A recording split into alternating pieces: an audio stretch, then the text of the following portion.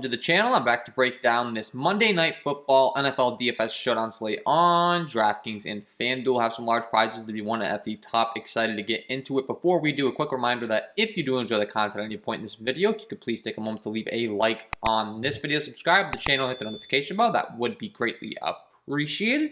And you can go ahead and check out my premium NFL DFS packages, link below in the description. You get access to all the same tools that I use when building my own NFL DFS lineups, and I've added some new things over there this week. Projected ownership, as well as a top stacks tool that I'm looking to finish out as well with the top 2-man stack, top 3-man stacks on both Fanduel and Draftkings. I got some really good feedback from my current patrons on that. They're really excited about the tool, and I am as well. So I think you can go ahead and check that out. It's going to be well worth your investment. You can also become a KJK DFS member on this YouTube channel now by clicking the join button down below. So that's a few of the updates. And let's go ahead and start breaking down this slate today. So Monday Night Football tonight, this game is going to be a blowout, pretty much as anticipated, an 11.5 point spread in favor of the Green Bay Packers after the Green Bay Packers got absolutely embarrassed in week 1 of the NFL football season by New Orleans, 38-3. I think that they're going to be coming out with a vengeance in this one. We have a rivalry game here with the Lions and the Packers, and quite frankly, I just think that when you get embarrassed that much and you have a QB like Aaron Rodgers, he's probably going to have a pretty big game in a primetime game the next time out. So needless to say, I am very high on Aaron Rodgers and this Packers offense. They have a 30.25 implied total, and when you're looking at their target share and stuff, I think it becomes pretty simple to know where the ball is going to. We know it's going to Davante Adams. We know Aaron Jones is going to get his work on the ground and through the pass game, and we know Robert Tonyan is going to get his pass targets more towards the red zone as far as for the tight end aspect. And then we have the deep burner in MVS, Marcus Valdes-Scantling, who could be a big deep threat and get those long gains. So as far as who I'm looking to on this Packers offense, I think it's really that simple. I think Davante Adams and Aaron Rodgers should both have huge games. I think when they get up big, Aaron Jones could really pack on the stats as well. And really this three-headed monster is, it's not a hot take. They're the 3 most highly priced guys on DraftKings as far as FanDuel is concerned. Jones is a slight discount to Jared Goff at the QB position, but FanDuel, it's pretty easy to be fitting on anyone you want. And I think it's really that simple. These 3 guys are going to be priority for you. As far as the captain spot's concerned, it's really going to come down to what you think the game plan is going to be as far as if they're going to slow it down when they get up big or if Rodgers is just going to keep throwing. I tend to think after that performance, they're just going to let him loose, even if they're winning by 30 points. Just keep throwing the ball, keep throwing the ball, keep throwing the ball. He had 2 interceptions, no touchdowns in that game. And as I said, I think we know where the ball is going. If it's going deep, it's going to MVS right here. And if it's going, well, really, ideally, it's going to go to Davante Adams, who sees the ball approximately 1 every 3 passes in this offense from last year's stats with a 30% target share pretty much. And the guy's an absolute beast. So I can see Davante Adams going out there and literally scoring 3 touchdowns, and I can see the same for Aaron Jones. When they get up big, he's going to be involved in the passing game. He's going to be involved in the running game. I would really be cycling these 3 guys through my captain spot as far as on the Green Bay side, and I really do think that it would be smart of you to have one of those 3 in your captain spot tonight. You can make a pivot to maybe Marcus Valdes-Scantling, as I mentioned, who's the deep target, maybe a Robert Tonyan. I think that's getting too cute, though. MVS, I can maybe see it on just a bunch of deep balls getting there, but it's really the 3-headed monster in Davante Adams, Aaron Rodgers, and Aaron Jones. And I'm going to have a lot of interest in all of them. And when you're looking at the Detroit Lions defense, they're just absolutely terrible in all aspects. They can't stop the run. They can't stop it through the air as far as against the QB. They're the 2nd best team to target against for QBs. The run game, they're the 2nd best team to target. The wide receivers are the 3rd best team to target. And the only thing that they really stuck out a little bit is at the tight end position where they're able to slow down tight ends a little bit. But it goes without saying, I mean, this is just going to be a big mismatch as far as these 2 teams. And then when you're breaking down Green Bay's defense, they did a very good job at limiting the pass game last year, and they're really more so known for their secondary. And then when you're looking at the run game, they really struggled. So, but the problem is, if the Lions get down early here, they're going to have to throw to try to come back. They're going to be kind of funneled into that way that they don't want to play. I think the Lions' goal is going to be try to be getting up early in this game and just dominating on the run game with guys like DeAndre Swift.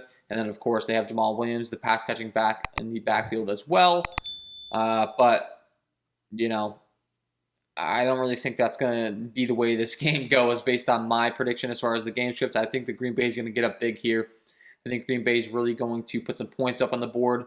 For that reason, I think that Detroit's going to have to pass, and Detroit's definitely dealing with some injuries right now in the pass game, so it's expected that they're going to have to kind of roll out some of their more rookie unknown wide receivers. We already got confirmation that Terrell Williams is going to be out for this game. And then when you're looking at the injury report, we had Khalif Raymond as a late addition to that injury report on Saturday. So he could also be out. So if that's the case, we're going to have St. Brown, Cephas, and Trinity Benson that are going to be really taking over.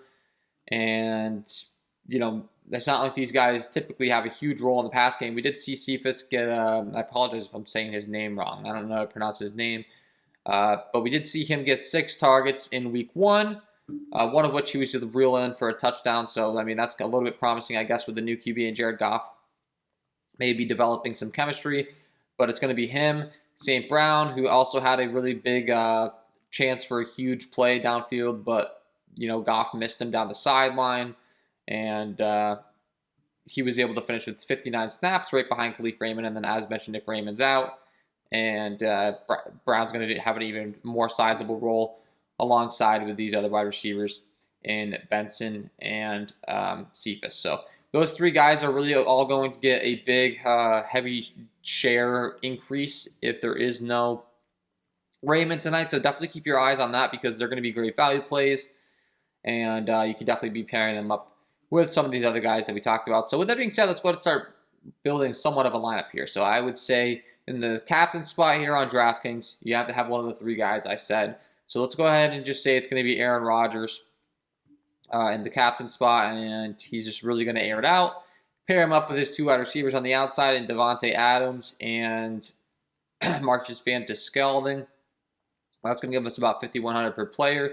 Then, of course, on the other side, Detroit's going to have to be throwing a lot when they're behind.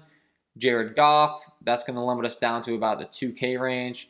Now, keep in mind, we do have these salary guys because of the injuries here. So, like I said, maybe St. Brown and Benson are going to get much more involved in this game.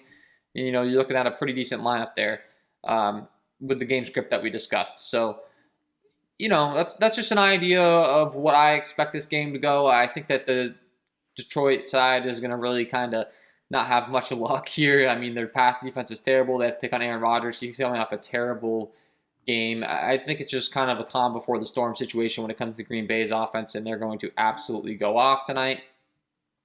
And then when you're breaking down on Fanduel, Fanduel's become pretty easy to be making lineups. I mean, it really doesn't take much.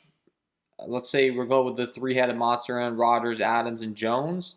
That leaves 8,000 per player.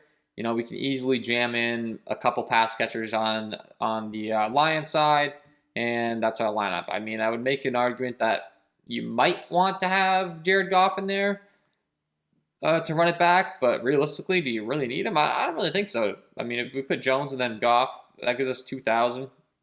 Minimum salary is 5,000, so we can't do that. But I really think that if you put those 3 in and then just go with a couple wide receivers on the Detroit side, you could be looking pretty good. Now, keep in mind, Jamal Williams is a pass-catching running back. He gets a little bit of a, you know, quote-unquote revenge narrative going back against his old team. And then maybe we could see Trinity Benson with that increased target share as mentioned. So that's a decent lineup right there. Maybe Jamal Williams gets more involved in the pass game on the way back. And, you know, that's something you could be going to. Just keep in mind the MVP slot. The salary doesn't change on FanDuel. So whoever the top scorer is on the slate, realistically, you're going to need to have in your MVP slot. So it's a little bit of a different dynamic. You know, I can see a situation where, like I said, they get up big and Aaron Jones just continues to feed and he gets his touchdowns and maybe Rodgers gets robbed of his. But I could also see a situation where Rodgers had a terrible game. They just let him continue to throw the ball. He goes up there and throws for 5 touchdowns. I mean, it definitely is possible. That's what I'd be going to in this game. Our lineup construction is kind of rolled out for us. We do have Randall Cobb as well in Green Bay, who I don't want to forget. I mean, he only had 1 target in week 1, but he could maybe have a big game, go under the radar. No one's really talking about him if that's the case. I mean, I'd gladly be willing to play him. Like, even this breakdown up until that point, I didn't really mention him. And then anyone else on Green Bay, you got Mercedes Lewis. He had 1 target for 19 yards. He's more of a downfield threat, more of a sneaky play maybe in some tournaments. So, you know, we do have a couple of guys along those lines as we continue down the list here. And those are the guys I'd really be looking to. As far as anyone else, maybe it's a little on the sneaker side. We have Allen Lazard as well on the Green Bay Packers. Another guy that I didn't mention who maybe could become that number 3 wide receiver and a lower owned guy that no one's willing to play when maybe they're playing MVS instead. He saw 4 targets in week 1, decent downfield target. So, I'd be willing to do a full onslaught, honestly, in this game. Maybe even just throwing in all of these guys on Green Bay and just saying they just go off. You got Tanyan, you got MVS, you got Lazard. Maybe just do a complete onslaught strategy and then run it back with someone. You have to get creative if you're going to do that. And I really don't hate it. I think Green Bay wins easily here. I think Green Bay really shows everyone that they're not to be messed with. And let's be honest, the matchup can't get much better taking on the Lions. So if there was ever a time for them to have to take their anger out on an opponent, this would be the one. So that's my overall breakdown for this showdown slate. Those are the guys that I'd be really prioritizing my lineups. On both the Detroit and the Green Bay side. Detroit, the run game is going to be tough to be going to. TJ Hawkinson is going to be a great play as well at the tight end position. I mean, he's seen an increased target share in this offense. Last time out in week 1, he saw a total of 11 targets, so he's obviously going to be a great option on the Detroit side, 1 touchdown. He's kind of the more obvious play. I don't mean to skip over these guys. It's just we do have the more of the value now with these Detroit wide receivers being hurt. And then, as I mentioned, DeAndre Swift and Jamal Williams were both very involved in the passing game in week 1. Swift saw 11 targets. Jamal Williams saw 9 targets. And if they're going to be throwing a lot down behind in this game, maybe they lean heavy on the dump down passes to these running backs. And that's another situation where you could be maybe going to them into tournaments, pairing them up with their QB. And maybe that's going to be a little bit more contrarian than just going to the cheap wide receivers. Maybe not, though, because, let's be honest. TJ Hawkinson has a lot more credibility than some of these rookie wide receivers. I'm sure he's going to garner a lot more ownership. Yeah. But that's my breakdown, guys. If you did enjoy the content, if you could please take a moment to leave a like on this video. Subscribe to the channel so you don't miss any future content that I upload. Hit that notification bell so you're notified and you don't miss the content. That'd be greatly appreciated. Go ahead and check out my premium package link below. You can become a KJK DFS fan club member by hitting that join button down below. You get priority on comments. So that means if you leave a comment with any single question, you're going to have the KJK DFS badge next to your name. You're also going to get different emojis to post based upon your membership. That includes bronze, silver, gold, and platinum. So if you want to become a supporter there, that's great. Completely optional.